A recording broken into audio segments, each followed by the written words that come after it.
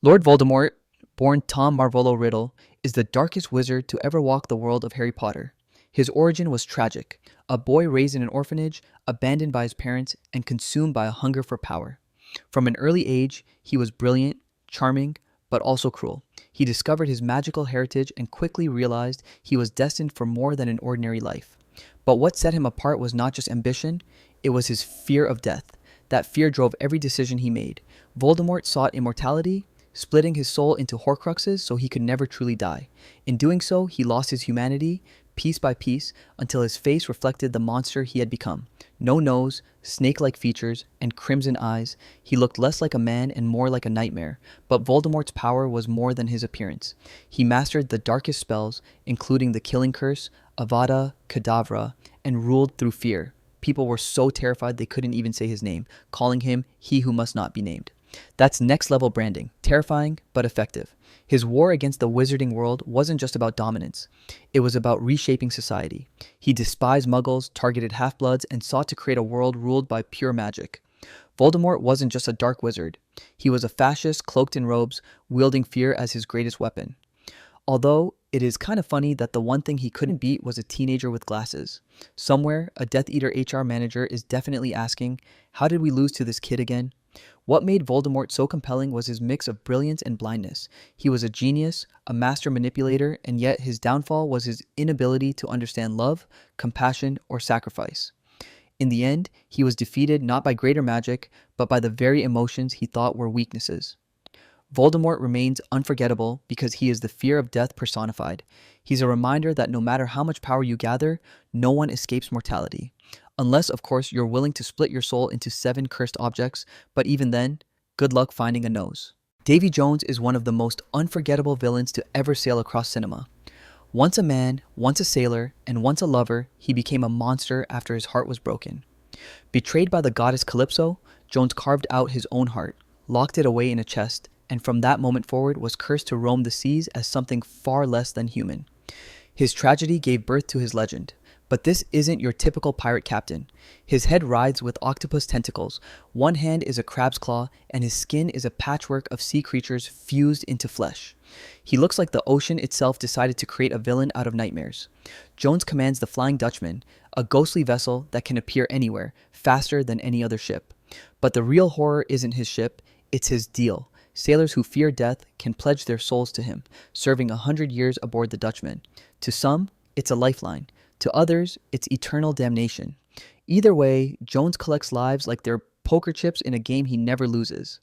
His greatest weapon, though, is fear. Sailors whisper his name like Voldemort's, too afraid to speak it openly.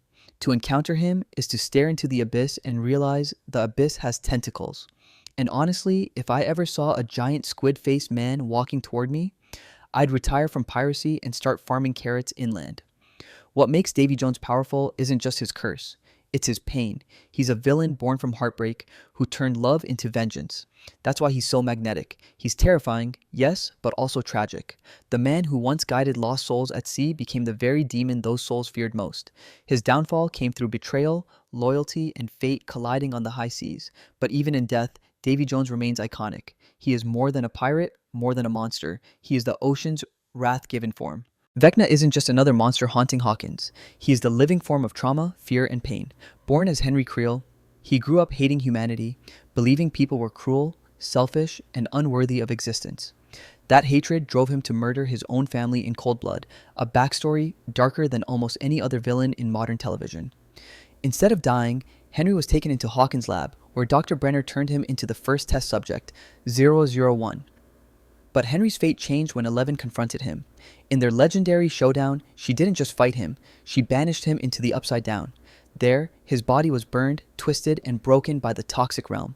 His skin cracked like scorched earth, his hand mutated into a claw, and the boy named Henry ceased to exist.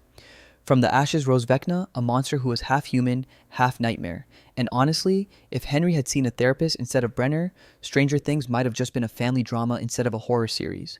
Vecna's terror isn't only about snapping bones or popping eyes, it's psychological. He digs into his victims' deepest regrets, guilt, and trauma, forcing them to relive the moments they've tried to bury. Then, when their minds are shattered, he finishes them with his signature kill. It's like therapy. except the copay is your spine. What sets Vecna apart from other villains is his vision. He doesn't want money, fame, or even simple revenge. He wants to pull the entire world into the upside down and reshape it in his own twisted image. He stalks his victims with patience, calmness, and that eerie voice, which somehow makes him scarier than if he just screamed all the time. Because let's be real, if Vecna ever started a podcast, half of Hawkins would die just from listening to his creepy monologues. In the end, Vecna is the reminder that the scariest monsters aren't always born in another world. Sometimes they're born from pain we never deal with, from anger that festers until it consumes everything.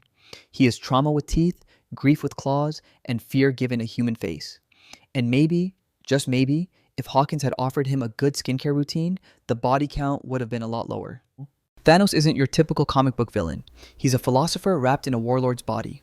Born on the planet Titan, he watched his world collapse from overpopulation and resource scarcity. That tragedy defined his twisted worldview. To save the universe, you must sacrifice half of it. For Thanos, genocide wasn't cruelty, it was mercy. And when a villain truly believes he's the hero of his own story, that's when he becomes terrifying. Armed with unmatched strength, intellect, and willpower, Thanos set out on his quest to gather the Infinity Stones. Each one was powerful on its own, but together they made him practically a god. With the Infinity Gauntlet, he could bend time, space, and reality to his will. And let's be honest, the guy rocked that golden glove like it was the universe's most dangerous fashion accessory. What makes Thanos unique isn't just his power, it's his patience. Unlike most villains who rush into chaos, he calculated, waited, and executed with the terrifying precision. His fight against the Avengers wasn't just brute force, it was strategy, a cosmic chess game where he always seemed one move ahead. And when he finally snapped his fingers, half the universe disappeared in silence. No explosions, no speeches, just inevitability. That moment turned him into one of cinema's greatest villains. But for all his power, Thanos also had a softer side. His relationship with Gamora showed he wasn't heartless. He simply valued his mission above everything, even love. That complexity made him unsettlingly relatable. And sure, he murdered billions, but hey, at least he did it with balance. In the end, Thanos is terrifying because he forces us to ask uncomfortable questions. What if he's not entirely wrong? What if saving the universe really does mean sacrifice? His vision might be brutal, but it's consistent, and that's why he lingers long after his defeat. Thanos isn't just Marvel's Mad Titan. He's the ultimate reminder that sometimes the scariest villains aren't insane at all. They're logical. The Night King is less a character and more a force of nature. Created thousands of years ago by the children of the forest, he was designed as a weapon to stop humanity's expansion. But like every cursed invention, the weapon turned against its makers. The Night King became the embodiment of death itself, silent, cold, and unstoppable. Unlike most villains who rant about their plans, the Night King never speaks a word. He doesn't need to. His icy stare says everything. You're already dead, you just haven't fallen yet.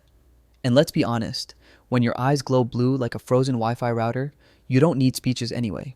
His power lies not just in his own strength, but in his army. Every person he kills becomes another soldier in his undead legion. With one raised hand, he could transform a battlefield of corpses into an unstoppable army. No generals, no supply lines, no morale issues, just endless death marching south. Imagine being a soldier in Westeros, fighting for your king, and suddenly you're drafted into the wrong team. Talk about the world's worst recruitment program. The Night King also shattered the greatest defense in Westeros history, the Wall. For centuries, it stood as a symbol of safety.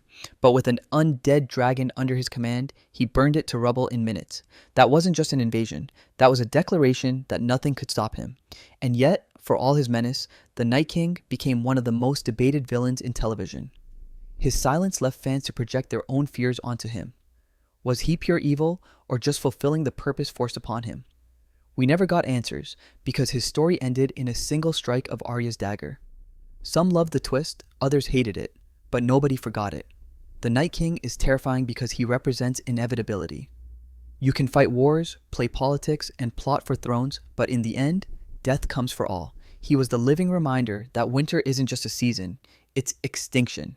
And honestly, if the guy had cracked just one smile in 8 seasons, maybe Westeros wouldn't have panicked so much. But no, he had to stay the ultimate ice-cold party crasher. Darth Sidious, better known as Emperor Palpatine, is the puppet master behind the entire Star Wars saga. While other villains fought on battlefields, he played the long game. Starting as a seemingly harmless senator from Naboo, Palpatine carefully manipulated the Galactic Republic, the Jedi, and even the Sith into giving him exactly what he wanted. absolute power. His rise wasn't through brute force, but through cunning, patience, and political manipulation. But behind that calm exterior was Darth Sidious, a Sith Lord who embodied the dark side of the Force. He engineered the Clone Wars, controlled both sides of the conflict, and positioned himself as the galaxy's savior. By the time anyone realized his true nature, it was already too late. The Republic was gone, and the Empire had risen. And honestly, that's next level scheming. Most people can't even plan their weekend, but this guy planned galactic domination over decades. Perhaps his most famous act was corrupting Anakin Skywalker.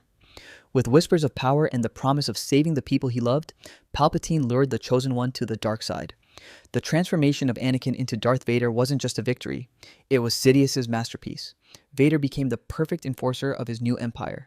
Palpatine wasn't just a politician, he was a powerhouse of raw force energy. His trademark was Force Lightning, streams of deadly electricity that could annihilate Jedi Masters in seconds. His appearance reflected his corruption, skin pale, face twisted, and eyes burning with Sith fire. And let's face it, shouting unlimited power while electrocuting someone might be the most over-the-top villain moment in movie history. What makes Palpatine terrifying is that he didn't just rule through fear, he made the galaxy complicit in his rise. Democracies willingly handed him control. Armies fought his wars. Citizens cheered as he declared himself emperor. Evil never looked so legal. Although, it is kind of funny that this ultimate mastermind kept getting beaten by his own interns. First Vader, then Rey. Maybe he should have spent less time cackling and more time on HR training. In the end, Darth Sidious is the thread that ties Star Wars together. He is the ultimate manipulator, the symbol of unchecked power, and the embodiment of how fear and ambition can corrupt even the brightest of worlds. So, what if all these villains existed in the same universe? Would Thanos snap the Night King before Arya could?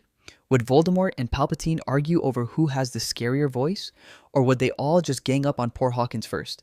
The truth is, we'll never know, but imagining their clash is almost scarier than seeing them in their own worlds. If you enjoyed this dive into fiction's darkest villains, don't forget to hit that like button, subscribe for more deep dives, and drop a comment below. Tell us which villain you think would win in a multiverse showdown.